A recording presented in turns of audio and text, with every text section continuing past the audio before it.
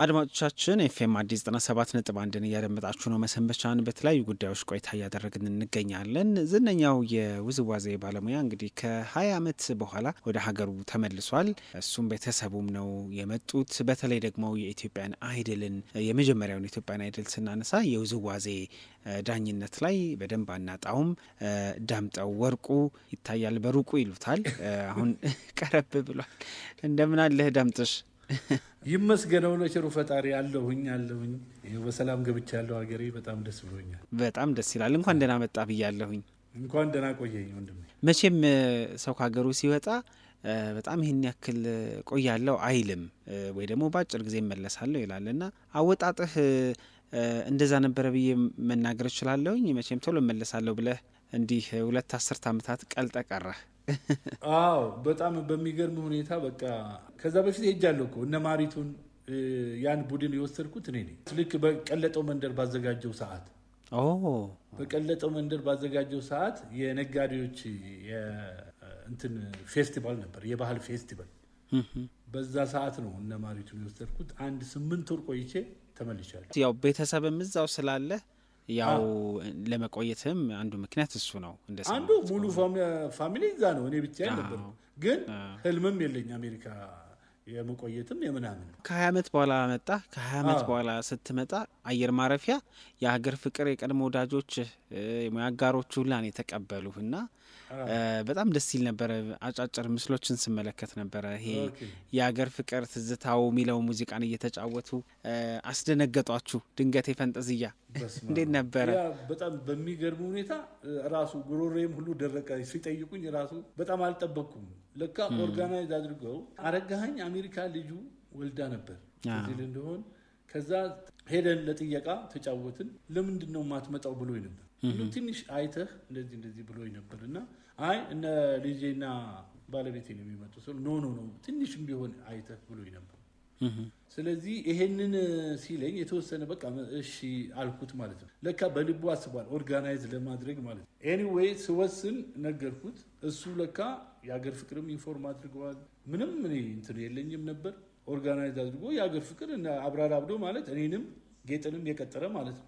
አዎ እንግዳ ያሰለጠንኳቸው ልጆች ሁሉ ያው አይታቸዋል። የሀገር ልብስ ለብሰው እነ ተመስገን ሁላ መጥተዋል። ከድምፃውያን ደግሞ እነ ግርማ ተፈራ፣ ብሬ፣ ፍቅር አዲስ እንደዚህ ሆነው በቃ ለቅሶ ነው። በቃ አለቀስን፣ አላሰብንም። በጣም ደስ ብሎኛል። በዚህ አጋጣሚ አረጋኸኝንም አቻሬንም አመሰግናለሁ። መሳፍንት ታወቀው መሳፍንት ታወቀ በጣም የሚገርም እስካሁን በፍጹም መንዳት የለብህም ብሎ እስከነ ሹፌር እስካሁን እያገለገለ በጣም ደስ ይላል። እንግዲህ ዳምጤ የኢትዮጵያን አይድል ላይ በውዝዋዜ በነበረው ዳኝነት በደንብ እናውቃለን እና ብዙ ነገር ፊት ለፊት ነው። ጥሩም ሲሰሩ አድናቆትህ አይደበቅም፣ እንደው ስህተትም ሲኖር ፊት ለፊት ነው የምትናገረው እና ከ20 ዓመት በኋላ አንተ አስተያየት ሰጥተህ ከሌሎች ሙያ ጓደኞች ጋር ያቀናሃቸው ልጆች አሁን ያሉበትን ደረጃ ስትመለከት እንግዲህ በአንተ ውስጥ ደግሞ ያለፉት እነ ተመስገን ከተሳሳትኩም ታረመኛለህ እና አብዮትም እነ ታደለም ብዙዎቹ አንተ ጋር አልፈዋልና እንዴት ያለ ኩራት አለህ ዳምጤ? የሚገርምህ ራሱ እያሰለጠንኳቸው እነግራቸው ነበር። በትክክለኛ ላባችሁን ካፈሰሳችሁ ላብ ያፈሰሰ ሰው ዋጋ አለው። እኔ የምሰጣችሁን ከሰራችሁ ላባችሁን ካፈሰሳችሁ ሁልጊዜ ይሄን ደግሞ ይዘውታል። በአጋጣሚ እንግዲህ ከአብዮትም ከታደለም ጀምረህ ለንደን ያሉ እነ ታምሩ እነ ወሰን በሙሉ እኔ ያሰለጠንኳቸው ልጆች ጥሩ ቦታ ናቸው። የሚገርም እና የምሰጣቸው እኔ ደግሞ ስሰራ ማለት ድንገትም ያው ሱፍም ከለበስኩ በላብ ርሶ ነው ሙያ ውስጥ ገባው የለውም ማለት ነው። ላውንደሪ ያስፈልገው ራሳቸው እስከሚገርማቸው ነው እና ያ ነገር በውስጥ ያለ ስቲል ናው ማለት ነው። አንድ ነገር ለመዝናናት እንኳን ስወጣ የምንቆጥበው ነገር የለም። የሚገርም እና የዛ አይነት ነው እንትኔና ያፈራኋቸው ልጆች ራሱ እንግዲህ አስበው ሁሉም ጥሩ ቦታ ናቸው። ዛሬም ብዙ ላፈራ ይችላል። ትክክል ማለት በአጋጣሚ ምነግርህ 4 ዓመት በተከታታይ እዛ አሰልጥኛለሁ ማለት አሜሪካንም ሄደ ላይክ ጂም ማለት ነው። ትልቅ ስራ እንሰራ ነበር። ኮቪድ በአጋጣሚ መጣና ያው ትልቁን ስራ አበላሸው። ኤኒዌይ አሁን ሬጉላር ስራና እንደዚህ ኦሪየንቴሽን ቅዳሜና እሁድ ነው የምሰጠው። ግን አሁን ስመጣ በአጋጣሚ አንድ ወዳጄ አዳራሽ በጣም ልክ ላይክ ጂም ማለት ነው አዘጋጅቶ ዋሴ ይባላል በአጋጣሚ ያመሰግናሉ አዘጋጅቶ አንተማ መቀመጥ የለብህም ማስተማር አለብህ ብሎ ጨርሷል። እና አሁን ስመለስ እጀምረዋለሁ ማለት ነው። ትምህርት ቤት ተመልሰህ ትሄዳለህ ወደ አሜሪካ። ስትመለስ ስመለስ የሙያውን ስራ እሰራለሁ። ወጣቶችንም እንትንም ማለት ነው። አዎ በጣም ደስ ይላል። አይድል ማትረሳው ትውስታ ግን አልነበረም? አንዴ እንደውም እነ ሙሉ ገበየ ምን ሲያወሩ ሰማው መሰላ? እንዴት ልጅ ያው እነሱ የድምፅ አይደሉ እና ተወዳዳሪ ነበረች አለ። ወድቀሻል አልናት አለ እና በቃ ራሷን ሳተች እና በጣም ደነገጥን አለ። ከዛ ይሄ ነገር እንዴት ነው የሚሆነው አለ እና ቀስ ብለን በጆሮዋ አይ አልፈሻል ስንላት ብድግ አለች አለ። እና እናንተ ምን ገጥሟችኋል? አንተ ምን ገጥሟል? እንደዚህ አይነት ነገር ከባድ ነው ቋንቋ። እኔ ደግሞ ችግሩ የኔ ናቹራሊ በቃ ፍርጥ ነው ማድረገው። ብዙ ነገር ግልጽ ነው። አዎ ያ ከባድ ሰው ብዙ ይጎዳልና አይ ዶንት ኖ ይሄ ነገር ይገጥመኛል በተለያየ መንገድ። አገር ፍቅር መሆኑ ለምሳሌ እየፈተንኩ ሳስገባቸው በቃ ይሄ በፍጹም አይሰራም እንደዚህ አይነት ነገር ብዬ ነው ማስወግደው። እና እሱ ሁሉ በኋላ ይሰጥተኛል። የሚገርም ከባድ ነው። ዳኝነትም ደግሞ ከዳኝነት በኋላ ደግሞ የራሳችን ስብሰባ እናደርጋለን። እዚህ ላይ ከሌልክ አይደለም እንደዚህ ይሄን ብታርም እያሉ ነው አንተ ፊት ለፊት የምታፈርጠው ነገር ረባክህ ምናምን ይለኛል። ሙሉም ራሱ ብዙ በእውነት አሁን ሎንግ ታይም አዎ ረጅም ጊዜ ነው። አዎ ያው እንደነ ሙሉ ራሱን የሳተ ሰው ግን ገጥሟቸዋል ብዬ አላስብም። አላጋጠመኝም። እኔ የምልህ አሁን ስትገባ እያየሁኝ ቪዲዮ አሁንም ይሄ ውዝዋዜ ወኔው እንዳለ ነው እና በቃ አንዳንድ ነገር እኮ ደም ውስጥ ሲገባ በቃ አይወጣም። በቀን በስንት ሙዚቃ ራስን ትንቀሳቀሳለህ? አንደኛ አቤት አዳዲስ ሙዚቃ ራሱ እንትን ለማለት ከጌጥም ጋር እኮ የትም ቦታ ስንሄድ የምንመርጠው ካለ የህዝብ ኖረ አልኖረ ምናምን እኛ የራሳችን ኤክሰርሳይዝ ሰርተን እንገባለን። ባለቤት ራሱ ውዝዋዜ ባለሙያ ናት እንግዲህ የምንወዳት ጌጤነሽ እና እናንተ ናችሁ ከአንድ ወንዝ የተቀዳችሁት በእውነት። የሚገርም በራሱ በሄድንበት ቦታ አንደኛ አንድ ነን በቃ ለመዝናናት ሄደን እንደ እንትን ምናምን ቁጭ ብለን ያሳለፍነው ታይም የለም። ወጥተን በደንብ በቃ ረግጠነው እንደ ፐርፎርማንስ ነው የምንሰራው። ላይክ ፐርፎርማንስ ማለት ነው እንደ ፕሮፌሽናል መድረክ። አዎ አንዳንዴ ምን አለ መሰለ ራሷ አንድ ሁለት ሸሚዝ መኪና ውስጥ አስቀምጣለች። አንድ አይነት ነጭ ከሆነ ሱፉ ከራሳ ሸሚዙማ በቃ አስበው። እንደዚህ ነው ደግሞ አም ሄልዚ። ያንን ደግሞ እኮ ዝም ብሎ ጤንነት አልተገኘም። ስፖርትም ነው ትክክል። ኤክሰርሳይዝ እኔ በህይወቴ ጉንፋን አላውቅም።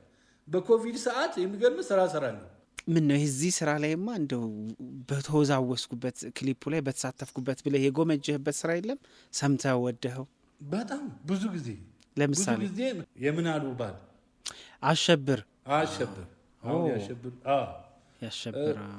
ያሸብር አንዲት ሴት ልጅ አለች ደግሞ በጣም ወሎ ሃናን እነሱን በሰራው የሚያስተኛ አዘጋጅ ራሴን በተሳተፉ አላደል አይቀርልህም የሚቆጭህ ነገር። አሁን ልክ ነህ፣ ግን አሁንም አስባለሁ። የሚገርም አንድ ነገር እያሰብኩ ነው። ምክንያቱም ያችን አንዴ ትምህርት ቤቷን ከፍተን ቴዲ አጋፔን የሰራውን ታውቀዋለህ አይደል? እሱ ጋርም የቀለጠውን መንደር እዛ ለመጀመር አስበናል። በዚህ በአዳራሽ በጣም ደስ ይላል። እና እሱን ለመስራት ስላሰብን እናደርገዋለን። ደግሞ ብዙ አክተርስ ስላለ የቀለጠው መንደር አሜሪካን ነው ያሰባችሁት? በጣም የሚገርም ቲያትር የሚገርም ቲያትር ነው። 6 ዓመት በተከታታይ ዘመን ተሻገረ። አንደኛ በገቢ ማለት ነው ሰው እየተመለሰ። ስትመጡ ከልጃችሁ ጋር የመጣችሁትና እንዴት ነው? እሷስ እናንተን የመከተል ነገር አላት? እሷ በፊት ነበር ገና የተወሰነች እድሜ ላይ፣ አሁን ወደ እውቀት ነው ወደ ሌላ ዓለም ማለት በጣም ጥሩ ተማሪ ስቱደንት ናት። በአጋጣሚ ልንገርህ ራሱ ወደ ኮሌጅ ስትሄድ ስትሬት አምጥታ ወደ 6 ኮሌጅ ነው ፉል ስኮላር የጻፈላት እና አሁን ዲግሪዋን ይዛለች እና አሁንም በጣም ጥሩ ፕሮፌሽናል ስራ ነው የምትሰራው። ኢቨንት ኦርጋናይዘር ናት። ትላልቅ ስብሰባዎችን ማዘጋጀት በጣም ደስ ይላል። ዳምጤ እውነት ለማውራት ስላገኘውህ በጣም ነው ደስ ያለኝ። እንኳን ደህና መጣህ። አሁን አጭር ጊዜ ነው ያለህ መሰለኝ። አሁን ከዚች ወደ 15 ቀን አለችኝ። 15 ቀኗን በደንብ ማጣጣም አለብህ፣ ወዛወዛ አለብህ።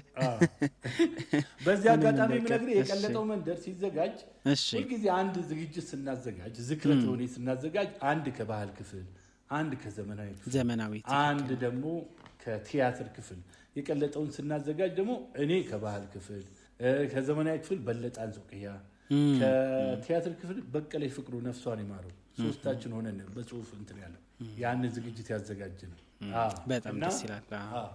የእነሱንም ክሬዲት እንዳልተው ብዬ ነው። ግድ ነው በጣም ይሄ እንግዲህ ትልቅ ሰው እኮ አንዱ መገለጫ ነው እምልህ። ሙያ ውስጥ የጋራ ስራ ነው አይደለ? በተለይ ደግሞ የጥበብ ስራ።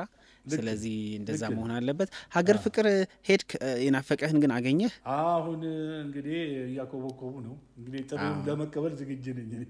በጣም ደስ ይላል። ፕሮግራም እንዳለ ሰምቻለሁ። ቼክ አደርጋለሁ።